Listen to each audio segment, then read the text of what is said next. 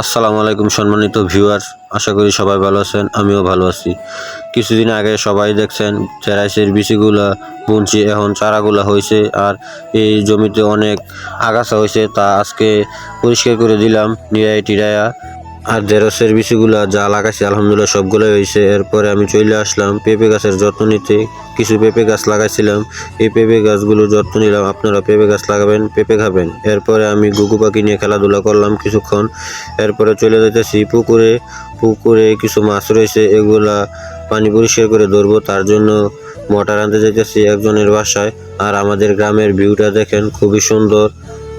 দুই পাশে পুকুর আছে, আবার জমিও আছে। আর নতুন পুকুর এটা, আমাদের স্বামীন দাদা পুকুরটা করবে। এরপর আমি পুকুরে এসে পড়ছি আর এই পুকুরের পানিগুলা পরিষ্কার করে মাছ ধরবো। আর আমার মাছগুলা কি সুন্দর করে দৌড়াদৌড়ি করতেছে আর আমি মাছ ধরতেছি।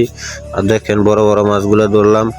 এখানে কিছু মাছ ধরলাম, রুই, কাতলা, বিকেট আর তেলাপুইয়া আর শিং মাছে আজকে আমার দিছে টালা, দুই তিনটা দিছে। পায়ের মধ্যে দিছে দুইটা, হাতের মধ্যে দিছে তিনটা।